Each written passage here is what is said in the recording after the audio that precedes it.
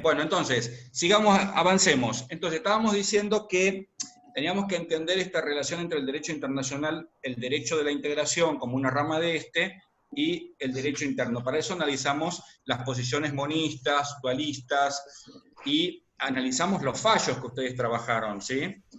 Si a ustedes no les parece mal, yo voy a hacer como un recorrido por los fallos, de manera tal de que aquellos alumnos que tienen fallos que trabajar tengan algunos elementos más, y si ya lo entregaron, no se hagan problema, me lo vuelven a mandar, lo corrigen y ya está, ¿sí? A ver, de hecho yo corregí ya 3 y mandé devoluciones, porque vi los videos, muy buenos por cierto todos, y un cuarto que no pude ver el video pues llegó mal, en consecuencia no se pudo abrir, así que ya lo tienen todos en sus mails los que me mandaron.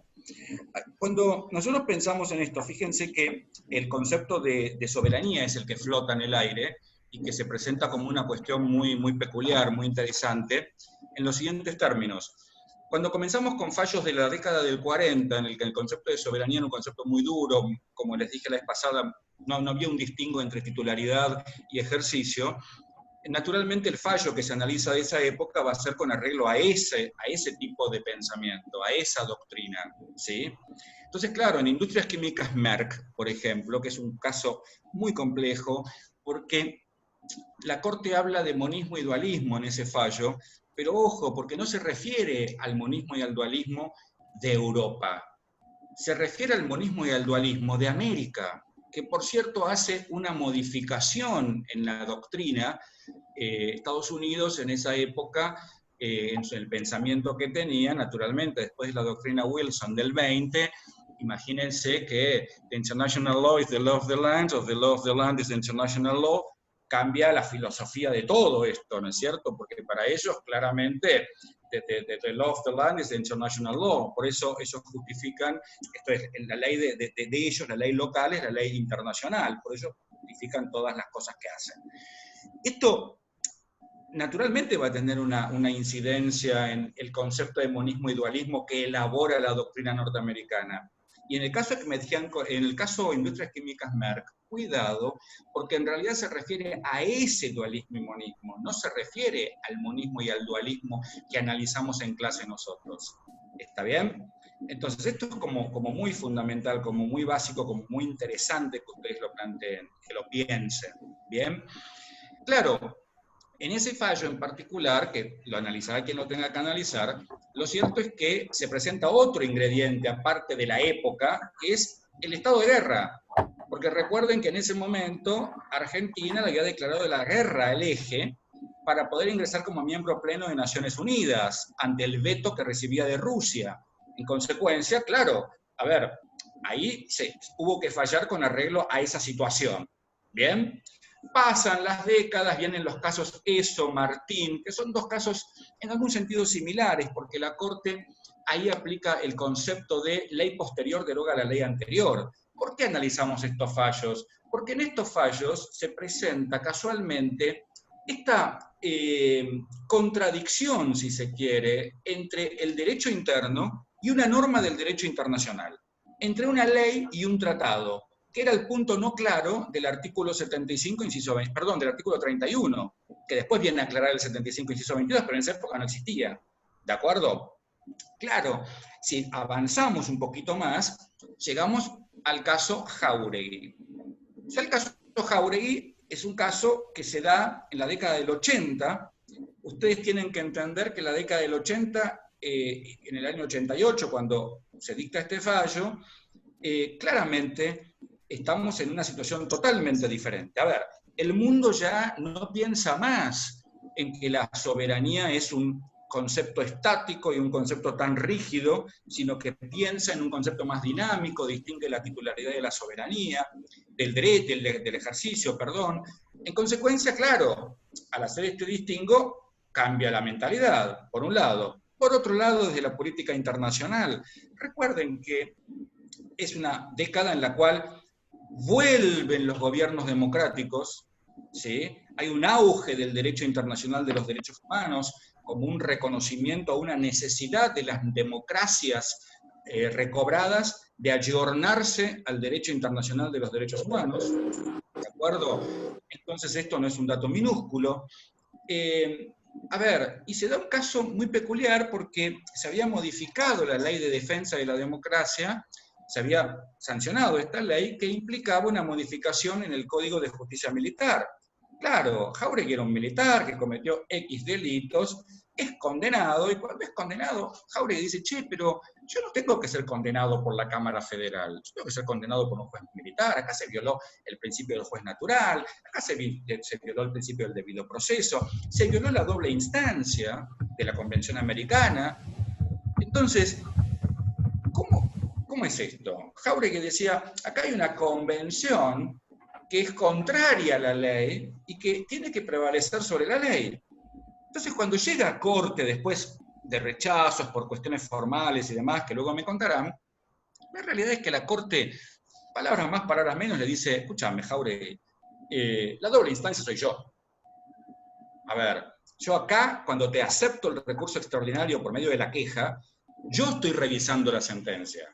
Entonces acá tenés la doble instancia. Y respecto del juez natural, no, porque corresponde a la aplicación de la ley de defensa de la democracia. Esto cuando lo pensamos un poco, decimos que complicado, porque en realidad ese fallo nos muestra una interpretación acotada, minúscula si se quiere, del artículo 8 de la Convención Americana. Porque la Convención Americana no se refiere, mis estimados y estimadas, a cuando habla de doble instancia, no se refiere a una segunda instancia que revise, ¿sí?, cuestiones de derecho, como es el recurso extraordinario, sino se refiere a una segunda instancia que revise cuestiones de hecho y derecho, que sería una apelación verdadera. Esto no existía y no se dio, pero la Cámara, la Corte dijo, ya está saldado esto. Lo podemos criticar, lo podemos ver, lo podemos pensar nosotros con el diario del lunes, pero en ese momento la Corte no tenía otra opción, hizo esto. ¿Sí? Pasa el tiempo, viene Ekmedjian con Sofovich, década del 90, una década en que cambia toda la fisonomía del mundo, cae el muro de Berlín, primero se unen las dos Alemanias, luego cae el muro de Berlín, se conforma la Unión Europea, digo, una cuestión importante. Claro, en Ekmedjian con Sofovich, que ahí también quien trabajó ese grupo incurrió en algunos yerros, porque lo cierto es que, a ver, en este caso, Sofovich, cuando se presenta al juicio, dice, che, ¿quién es Ekmedjian? ¿Quién es el marido de la Virgen María? ¿Qué es el Papa? Esto es lo que Sofovich dice. Señores, Ekmedjian tiene legitimación para peticionar de la forma en que lo hace. Esto es la legitimación procesal. Entonces, efectivamente, la jueza de primera instancia que intervino dice, Ekmedjian no tiene legitimación. Entonces rechaza, digamos, hace lugar a la defensa de falta de legitimación y consecuentemente cae el juicio. No se expide sobre el fondo de la cuestión. ¿Sí? Luego de eso, claro, ¿qué ocurre? La Cámara Federal ratifica la decisión de la primera instancia. La Corte, cuando llega a Corte, la Corte dice, pero en muy pocas palabras, efectivamente Ekmedjian tiene legitimación y revoca la sentencia. Pero ojo, porque esta Corte procesalmente debió haber remitido el expediente a la primera instancia para que trabaje el fondo de la cuestión. No lo hizo. ¿Creen ustedes que no lo hizo por desconocimiento del derecho? No.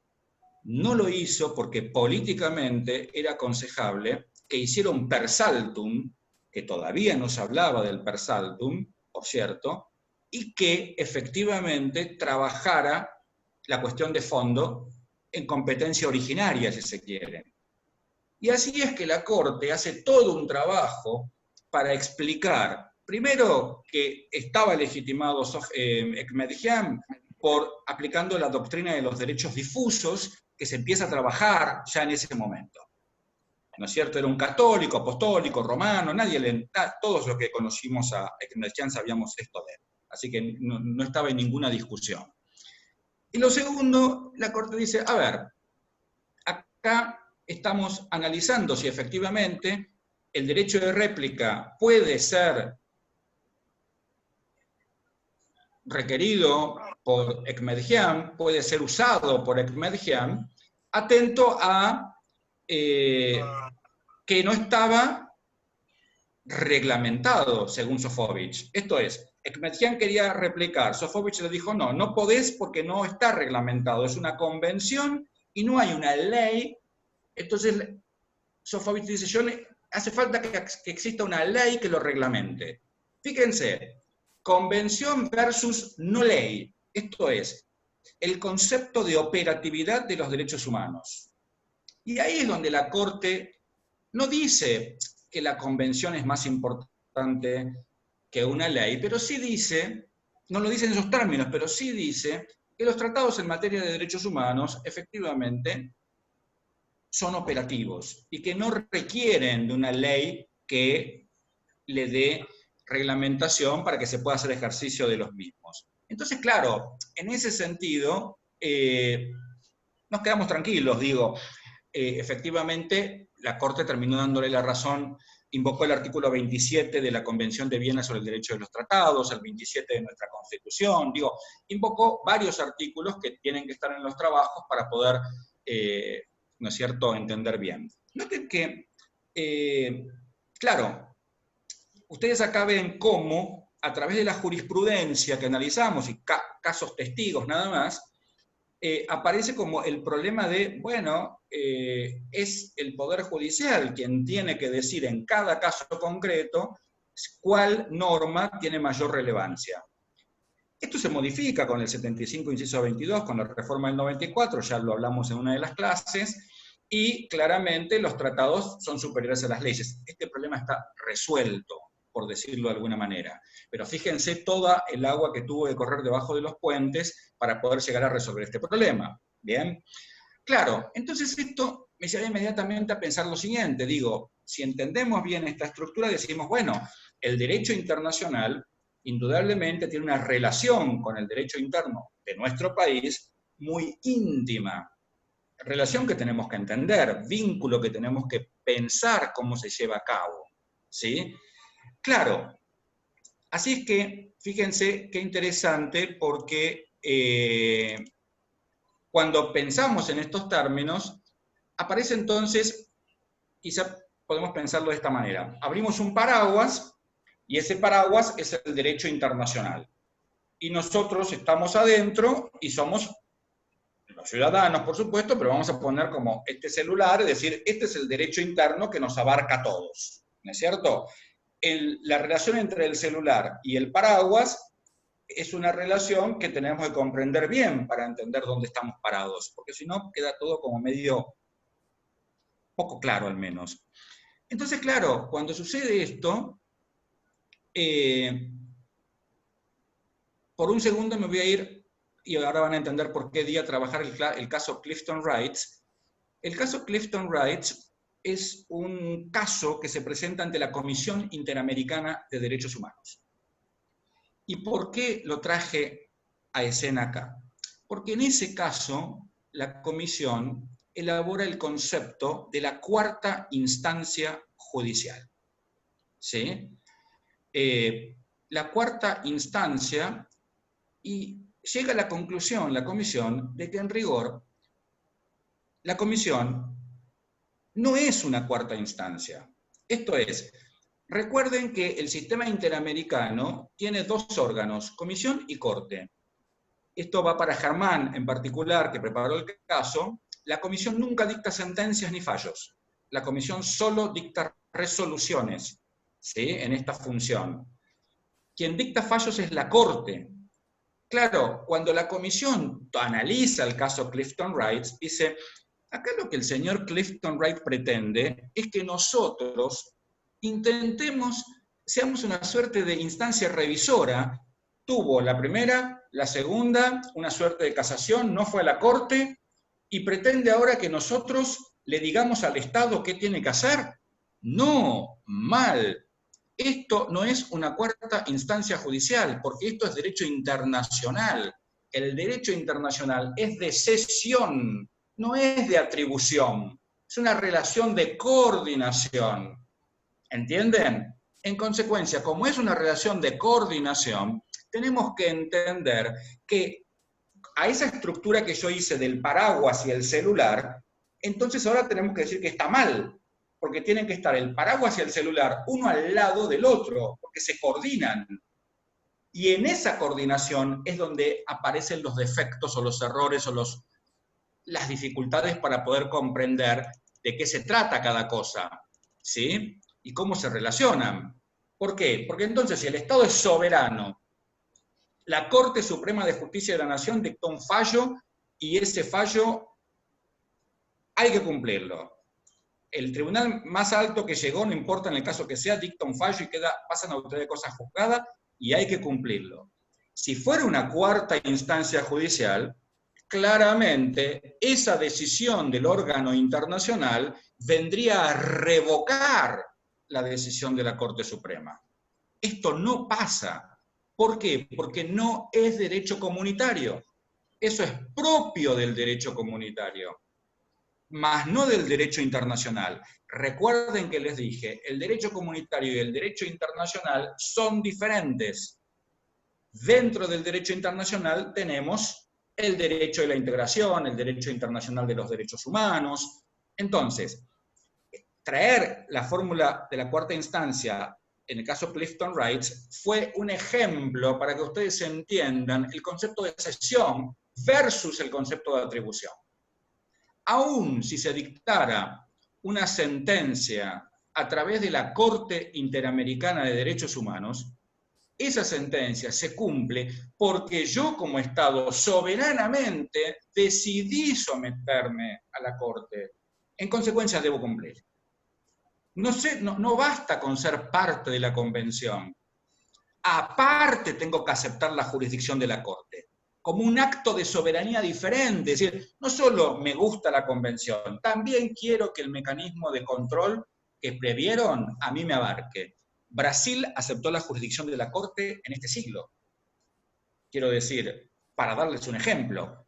Entonces, si esto lo comprenden bien, entonces tenemos que empezar a pensar cuáles son las características que efectivamente serían propias del derecho a la integración. Marcelo, habilita los micrófonos, así Ariel Palombi me dice qué piensa de esto. Perdón. A ver, ¿qué pensás de esto que estoy diciendo? En relación a las características, o Camila también puede, Camila Muñoz puede colaborar. ¿Qué pensás de las características? Tenemos una duda también, hay una chica que tenía una duda. A ver. Es sobre el fallo Merck, que lo hice con mi compañera. Le vamos a mandar después esta clase, pero si quiere la dejamos para el final, así no nos vamos por las ramas con el tema. Dale, mejor. Estaba con Ariel, ¿no? Sí. Te escucho.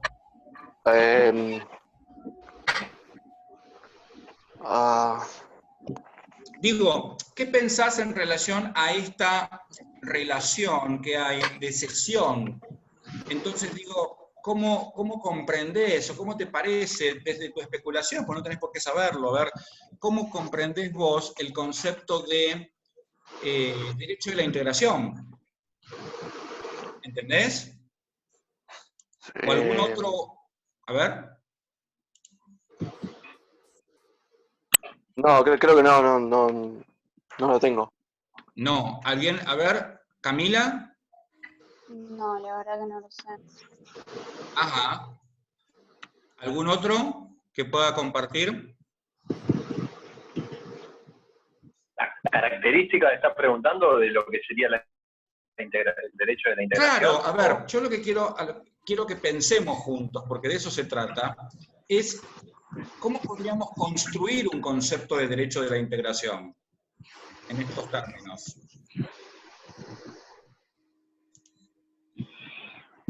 Tomando como base esto que esto que estamos charlando, ¿no?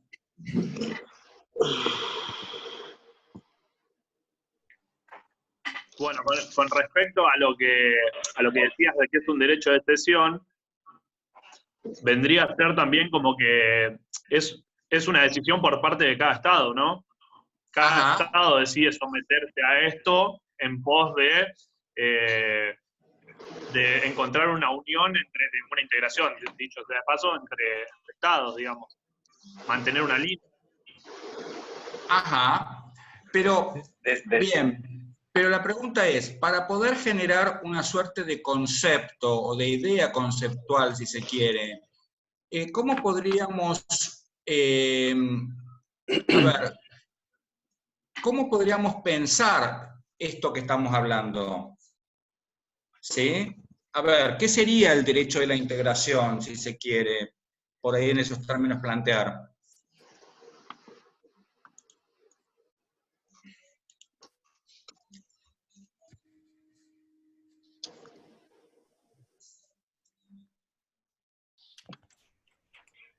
Podríamos decir que es como un conjunto de normas que los estados coordinan y construyen de manera, digamos, conjunta, en donde se le cede.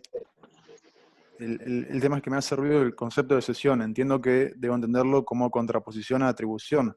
¿Es así? Claro. A ver, mirame un segundo. La cesión sería esto, ¿no es cierto? Y la atribución sería esto. Es decir, la cesión generaría una relación de coordinación y la atribución una relación de subordinación. ¿Bien? Claro. Entonces, Germán sos vos, ¿no? Sí, sí, Germán. A ver, ¿cómo sería? Se le cede el ejercicio de determinadas competencias a un grupo de organismos o a un organismo en particular, o a una órganos, para coordinar determinadas materias que todos consideren de importancia, por ejemplo el comercio. Pero ahí vamos. Escuchá, cuando vos decís determinadas materias, lo estás abriendo de una manera que es contrario al concepto de rama de un derecho. ¿Se entiende lo que digo? Tenés que decirme qué materia. Por lo que estuvimos viendo, entiendo que principalmente con el derecho de integración la prioridad es el comercio, más que otro. Bien. Entonces quiere decir que sería validable, por decirlo de alguna manera, por utilizar el método científico, decir, che, mira, el derecho de la integración es la rama del derecho internacional público que regula las relaciones comerciales entre los bloques que se forman en las diferentes áreas del mundo, por decirlo de alguna manera. Esto es un ensayo, no es el concepto. ¿Está bien? Sí. Era un concepto que encontré, porque sin querer hice el trabajo que era para la compañera, si quieres si lo leo, que es bastante claro. Dale. Que dice, el derecho de la integración es un derecho supranacional, integrante del derecho internacional público, que se encarga de arreglar las relaciones jurídicas de países soberanos y a través de tratados han decidido establecer acuerdos políticos y o sociales económicos entre ellos en el mundo globalizado para crecer gracias a la cooperación y solidaridad, aunando fuerzas y potenciando recursos. Bueno, ahí se excede un poco más, pero María Vázquez da un concepto bien conciso que dice, es un conjunto de normas jurídicas que regulan un proceso de integración entre dos o más países. Ese está más bonito. A ver, es más escueto, pero es más acercado a la realidad. Porque el primero que leíste tiene un término que hace ruido. Si me ven, presten atención nuevamente a mi gesto. Cuando yo digo derecho a la integración, hablo de coordinación. En consecuencia, las normas que de acá derivan son normas de coordinación. Son normas internacionales. Cuando yo pienso en el concepto de atribución, se genera esta relación que es de subordinación, y ahí hablo de normas supranacionales. Lo supranacional está por encima y pertenece al derecho comunitario. Lo internacional pertenece al derecho de la integración. Esa primera definición que leíste no es una definición adecuada, ¿sí? Independientemente de dónde surja, no es adecuada para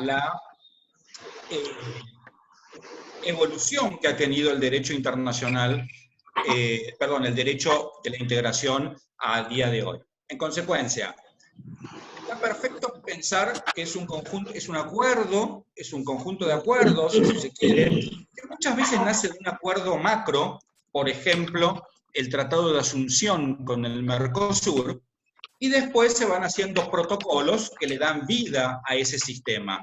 Y está buenísimo entender que el derecho a la integración viene a legitimar un proceso de integración. Y ese proceso de integración es el acuerdo entre los estados. ¿Está bien? Entonces, es esto de, bueno, Argentina, Brasil, Uruguay, Paraguay decidieron juntarse, trabajar juntos para poder lograr. Escúchame, Marcelo, se va a cortar en un rato, ¿lo volvés a armar? Marcelo. Marcelo.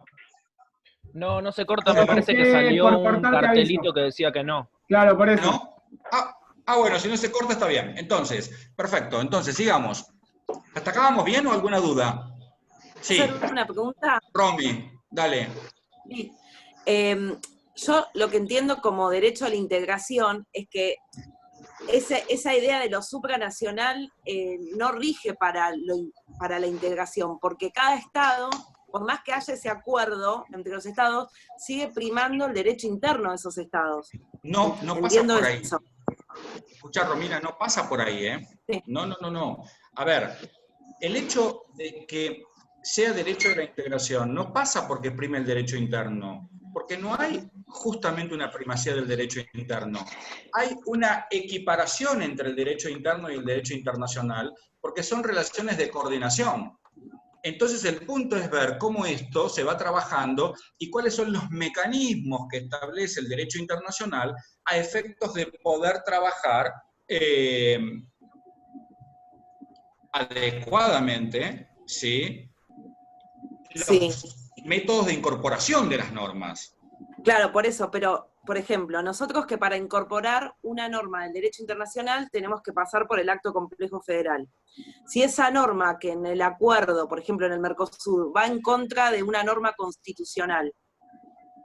Claramente, a ver, ahí por ahí te ¿Entiende a dónde voy? Sí, perfectísimo. Te interrumpo un segundo y te digo dos cositas frente a lo que dijiste. Lo primero es que no toda norma del derecho internacional es aprobada a través del acto complejo federal.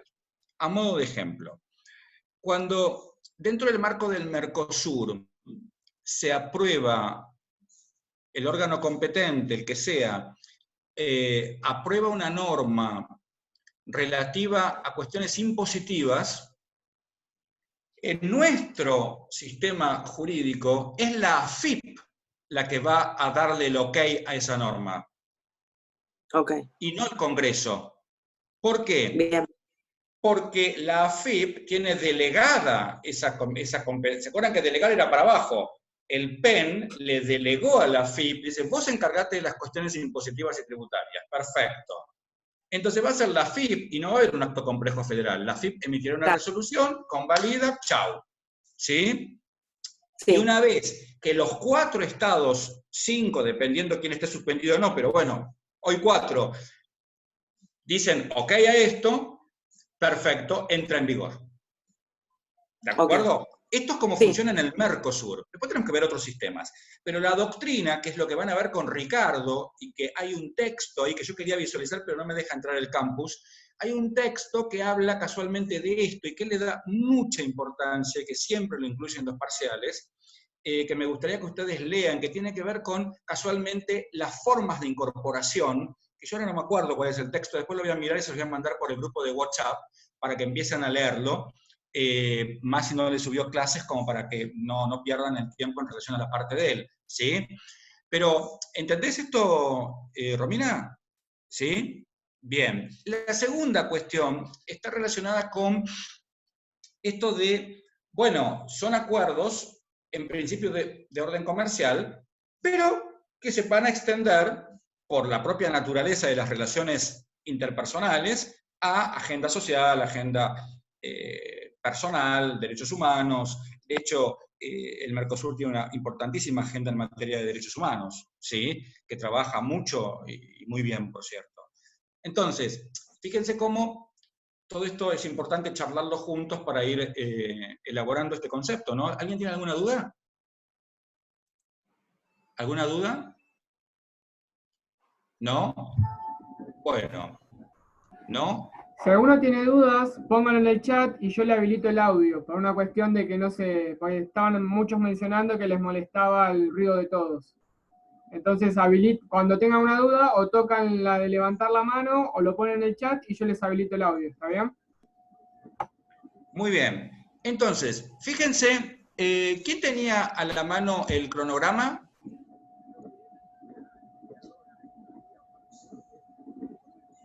Fabiana, ¿lo tenés a mano? El cronograma lo tengo yo. ¿Qué clase es, perdón? Lo tenés vos. Bueno, sí. Es la clase del martes que viene. Sería del 31. Exacto, ¿qué dice? Dice, fundamentos del derecho internacional y de la integración, concepto, su relación con el derecho internacional público, características y principios de derecho de integración, progresividad, reciprocidad y solidaridad. Bien, ahí tenemos, en el cronograma tenemos 3 características del derecho de la integración, que lo hacen distintivo y lo hacen una rama del derecho internacional público.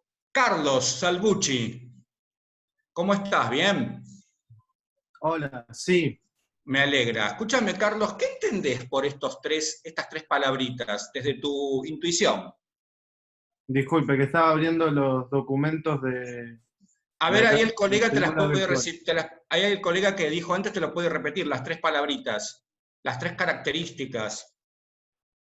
¿Cuál me dijo? La de progresividad, reciprocidad y solidaridad. Exactamente. ¿De vuelta repetirlas? Progresividad, reciprocidad y solidaridad. Bien. A ver, Carlos, estas palabras que te dijo tu colega, ¿a qué te suenan? Desde la especulación, ¿eh? De reciprocidad, solidaridad, y me imagino que se refiere a la participación entre los estados.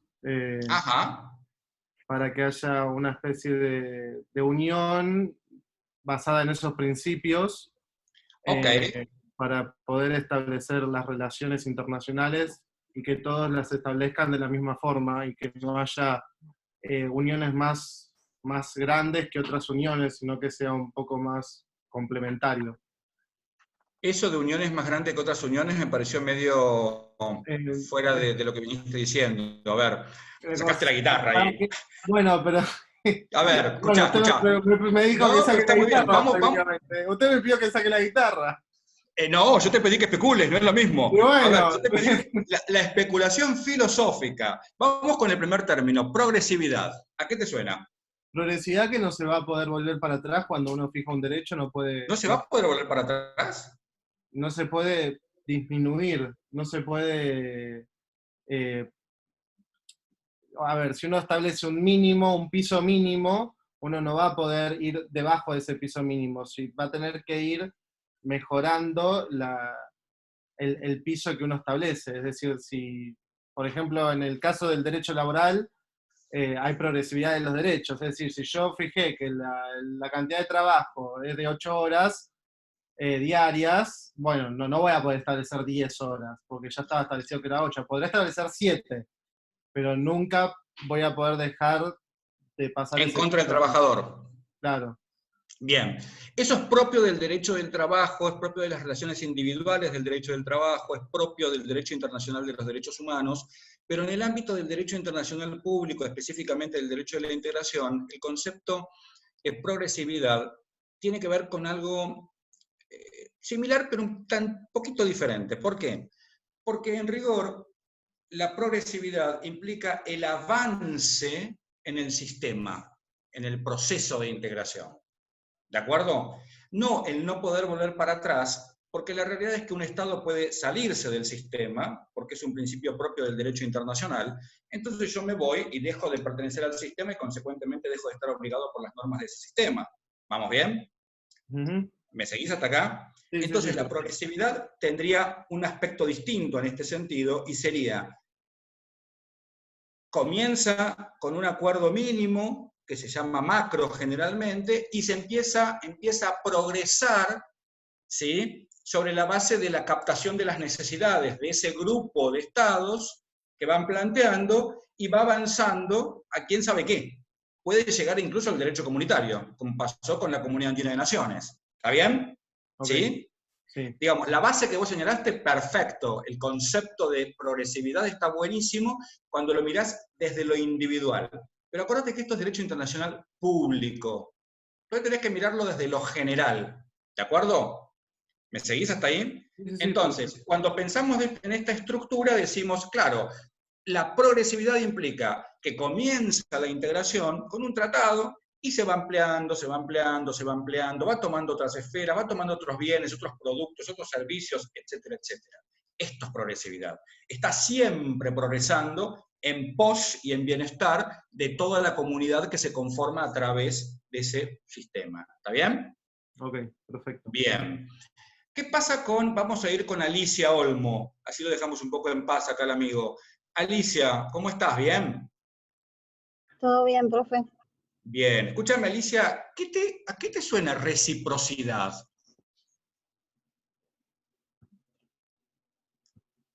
¿Eh? Y bueno, me suena que, bueno, a lo que la palabra mismo dice, que tiene que haber reciprocidad entre las relaciones comerciales en este caso. Ajá, bien. ¿Y qué significa reciprocidad? Poneme un ejemplo así para que una persona no letrada lo pueda entender. ¿Qué sería algo recíproco? Y no sé, por ejemplo, que si un estado no cobra determinado impuesto aduanero, el otro tampoco se lo cobre. Quiere decir que si yo te doy 2 caramelos, vos me des 2 caramelos. Sí, algo así. Claro, algo así, ¿no? Para bajarlo al llano, digo. Porque las relaciones recíprocas son eso, digamos. Se busca que las prestaciones que cada Estado brinda sean equivalentes al menos, ¿de acuerdo? Dentro de las asimetrías, porque recordemos que los sistemas de integración se conforman desde las asimetrías, no desde las simetrías. ¿Está bien? Entonces, hay situaciones en las que, como vos bien señalaste con más profundidad que yo, si se genera un arancel, que ese arancel sea respetado para los dos estados, claramente. ¿De acuerdo? Entonces, esta es la reciprocidad del derecho de la integración. ¿Bien? Que las prestaciones, las contraprestaciones sean equivalentes y que de esa manera podamos sentir que aportamos un poco, cada uno aporta un poco en beneficio de todos, pero que ese poco que aportamos, efectivamente, ¿no?, nos sirve a todos y sea equivalente. ¿De acuerdo? Muy bien, vamos con Emiliano. Emiliano, ¿me seguís? Sí, estoy con unos problemitas con el celular que se me está quedando sin batería, pero te sigo, ahora estoy. Decime. Ah, bueno, a ver, escuchame una cosa, contestame bien porque si no te pongo mi música, ¿eh? Sí, claro, así que contestá bien. Me gustó, Iván, me gustó. A ver, vamos con la solidaridad. ¿Qué es esto de la solidaridad? Yo lo entiendo como que entre estados también, bueno, tiene que haber, más allá de esta reciprocidad en las relaciones, también tiene que haber solidaridad entre un estado y el otro, entender la situación en la cual está un estado y en la cual está el otro para poder llegar a tomar decisiones que mejoren o quizás a tomar decisiones que sean convenientes para la comunidad que bien. sea. Ok, a ver, bien. El punto es que cuando se refiere al principio del derecho de la integración, cuando hablamos de solidaridad, estamos refiriéndonos a algo un poco más profundo y que tiene que ver con la verdadera voluntad de los estados, tiene que ver con la verdadera voluntad de los estados de generar políticas que tengan como fin que todos salgan para adelante. A ver, los sistemas de integración se conforman con el objetivo de que todos avancen. A eso se le dice la solidaridad. A ver, si hacemos un breve repaso por la evolución del derecho internacional público. Lo vamos a entender mejor. Y de paso repasamos algo que vieron con Ricardo y por ahí tienen una posición mía también. Fíjense esto, ¿no? Cuando la doctrina es pacífica, en decir, el derecho internacional público nace desde la Paz de Westfalia, 1648, en adelante. ¿Bien? Genial. Y tiene etapas, pero estas etapas no son caprichosas. Las etapas que la doctrina le da tienen que ver con las características que tuvo la comunidad internacional en esa época. Desde la Paz de Westfalia de 1648 hasta el Directorio Europeo de 1815, que es la primera etapa, ¿sí?, aparecen estados muy ensimismados, estados con un concepto de soberanía muy fuerte, en realidad no estados, sino sus antecesores, que fueron las monarquías, con un concepto de yo valgo más que cualquier otro. Entonces esta comunidad internacional está vista como muy rígida y donde, digamos, en la cual las únicas posibilidades de negociar es paz o guerra. Mucho más no hay en ese tipo de estructura, ¿de acuerdo? Aparece luego en 1815 la segunda etapa del DIP, que para mí se extiende hasta 1945, y digo para mí porque Ricardo no comparte este concepto, pero libertad de cátedra, porque en esta segunda etapa, a la que yo llamo segunda etapa, empiezan a aparecer estados que colaboran entre sí. Por ejemplo, cuando se forma el Directorio Europeo de 1815, ¿por qué se forma? Por un enemigo común que tenían, que era Napoleón Bonaparte. Entonces, el principio era, todo aquel estado que se enterara que en un estado aliado estaba ingresando Napoleón para conquistarlo, tenía que intervenir. Directamente, sin permiso del Estado, nada. Tenía que intervenir para ayudar al amigo. Esto se llamó principio de intervención y se sostiene hasta 1945, el principio de intervención. ¿Sí? Tenemos que intervenir para ayudar al amigo. ¿Va bien? Amén de esto, en esta etapa empiezan a haber acuerdos diferentes, porque el Directorio Europeo se caracteriza por cerrar acuerdos relacionados con los ríos internacionales, acuerdos económicos. Los ríos internacionales, entonces, el Danubio y el Rin en particular, dicen, bueno, ¿cómo lo vamos a explorar? ¿Cómo lo vamos a explotar? Aparece una nueva comunidad internacional, no tan ensimismada en cada estado en sí, sino mirando un poco más allá de lo que nos permite nuestra nariz, ¿no es cierto? Pensando en que existen otros estados y pensando en que nos podemos aliar, que tenemos que ayudarnos, pero todavía es muy clásico eso. En 1945 empieza la tercera y actual etapa, en la cual ya se entiende la comunidad internacional como una organización internacional acomodada con el fin común, pensando en estados con más posibilidad de asociarse, Naciones Unidas, bueno, sus antecedentes, la Organización Internacional del Trabajo, por supuesto, etcétera, otras, pero digo, en esta nueva etapa en la que estamos viviendo, la tercera, ya es posible pensar que los estados se solidaricen entre sí, e interpretando el término solidarizarse como decir, che, tenemos que salir todos juntos o ninguno.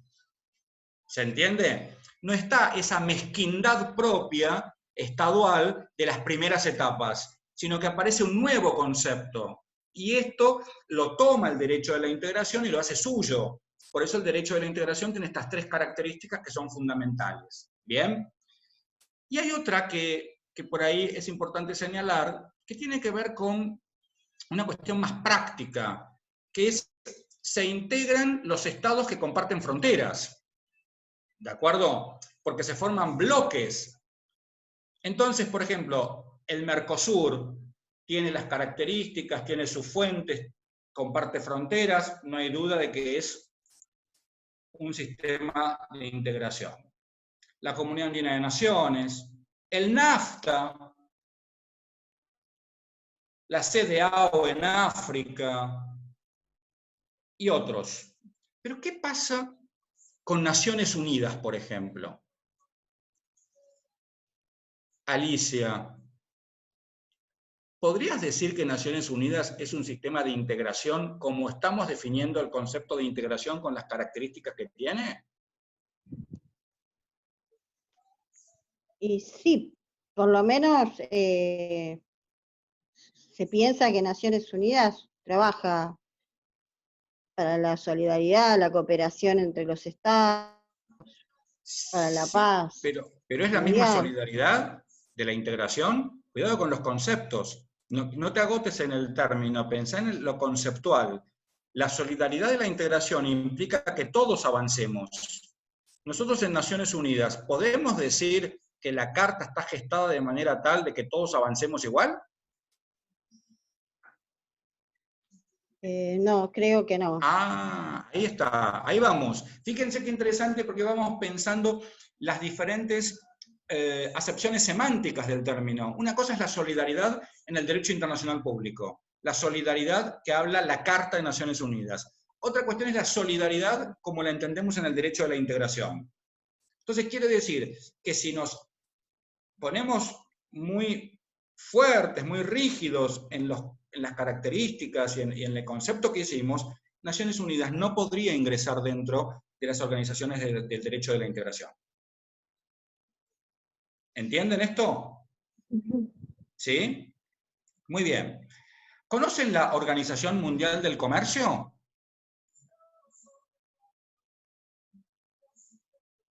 ¿No? La OMC.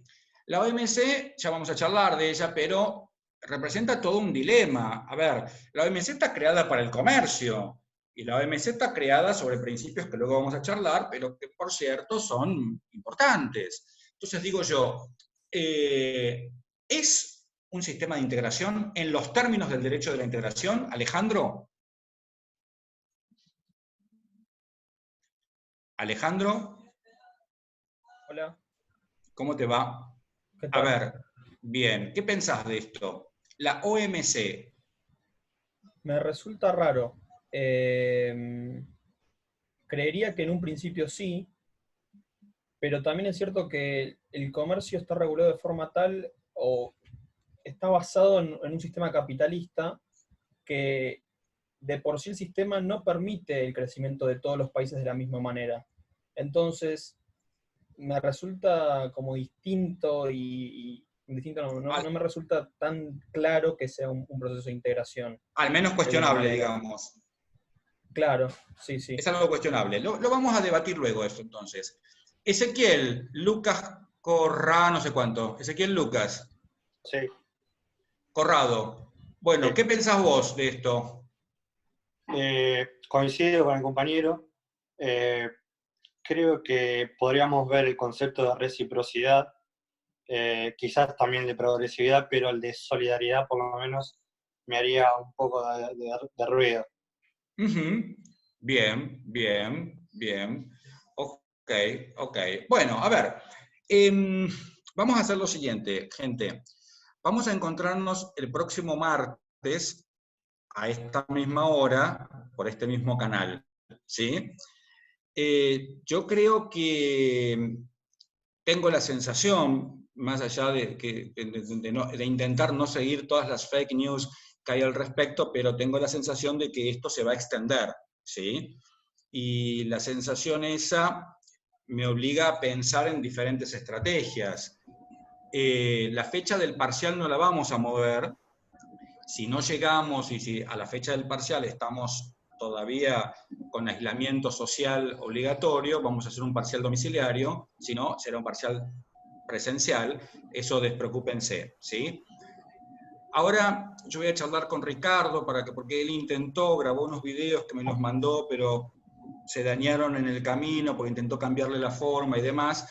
En consecuencia, vamos a tratar de colaborar con él para que pueda subir los videos, creo que los iba a volver a grabar de las clases de él, sin perjuicio de eso, para que no se atrasen. Si a ustedes les parece, yo les voy a grabar o no, les voy a mandar un práctico a todos sobre los textos que él trabaja y que él subió, para que los puedan ir leyendo y podamos entre nosotros, hasta que nos volvamos a encontrar en el aula, poder ir comentando sus clases también. Bien.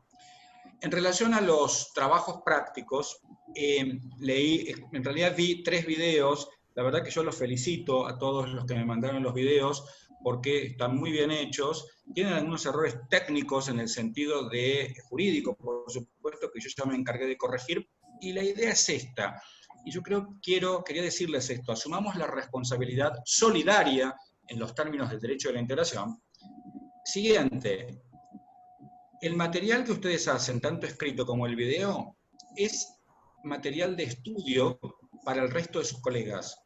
Entonces la idea es que esté lo mejor posible, por eso estoy siendo como un poco bravo en la corrección, y para que pueda ser un material que esté validado y que yo lo voy a subir al campus una vez que tenga el definitivo, y cada uno puede ir estudiando de ese material. ¿De acuerdo? ¿Hasta acá alguna duda, chicos? Yo quería hacer una consulta, pero respecto de mi fallo, que analicé con mi compañera Felicitas. Entendimos el análisis que hacen, entendemos cuál es, respecto a la aplicación del artículo 27 de la Constitución Nacional, que en épocas de paz, bueno, básicamente dice que un tratado no puede ir en contra de nuestra Constitución, de los principios constitucionales, siempre y cuando se trate de un contexto de paz, no así cuando se trata de un contexto de guerra, donde prima el derecho internacional sobre el nacional, sobre la Constitución. Lo que sucede es que no logramos entender, habla de la aplicación de tratados internacionales, y en verdad lo único que vendría a ser internacional son los decretos que se realizan a partir de la Convención Interamericana que se hizo en México. Pero no logramos entender a qué se refiere cuando habla de la aplicación de tratados, porque en ningún momento hablan de algún tratado en el que haya participado Argentina, sino más bien de estos decretos por los que se da la liquidación de los bienes en empresa extranjera. A ver, bien. La confrontación normativa ahí aparece, por un lado, en relación al decreto ley, norma local, que impuso la confiscación de los bienes de Industrias Químicas Merck por la declaración de guerra. ¿Sí? Y por otro lado, el tratado bilateral de inversión, ¿sí? TBI, firmado entre Argentina y Alemania, que dio lugar a que Industrias Químicas Merck trajeran el dinero y lo pusieran en la República Argentina. ¿Se entiende? Este tratado es de la década del 20, si mal no recuerdo ahora del 26, bien, que es un tratado que firman Alemania y Argentina para decir, bueno, vamos a llevar nuestros capitales a Argentina y Argentina nuestros capitales a Alemania, bien. Estos son tratados hay muchos, se llaman TBIs, Tratados Bilaterales de Inversión, y es casualmente Industrias Químicas Merck, en sus primeras alegaciones dijo, che, yo invertí por el TBI. Entonces, ¿cuál es la seguridad jurídica? Ahora resulta ser que sale un decreto y me confiscan todo, cuando el TBI decía, entonces, ¿cómo juega la norma? ¿Se entiende? Entonces acá, en este caso en particular, la Corte no aplica el concepto de norma posterior, deroga norma anterior, sino que aplica el concepto de cuál es la norma que se debe utilizar, que se debe aplicar cuando estamos en situación de guerra. Pero eso no tiene que ver con el 27 de la Constitución Nacional, eso tiene que ver con una interpretación que hace la Corte respecto de cuál es el alcance normativo en esta colisión normativa en el caso excepcional de la guerra. ¿Sí? ¿Entendés? Ok. Entonces, por aplicación, cuando se refieren en el fallo, cuando fundamentan, que, claro, es lo que no entendía yo, ¿a qué se refería con los tratados internacionales? Porque en el fallo en ningún momento habla de eso, sino lo único que alega internacional son los decretos ley que se hicieron en el gobierno de facto a partir de una convención en México. Yo imaginaba que a eso se refería cuando hablaba de derecho internacional. No, se refiere básicamente a la razón por la cual Industrias Químicas Merck invirtió en Argentina. Ah, ok. ¿De acuerdo? Muy bien. Marcelo, Sí. Este video que estás grabando, que estamos grabando, ¿me lo podés mandar luego en formato... me lo mandás y yo lo subo al YouTube, te doy la clave y lo subís vos, y después lo subo al campus, te doy la clave y lo subís vos, pobre, va a ser todo, al fin y al cabo. Bueno, dale, entonces, chicos, un gusto verlos, los extraño.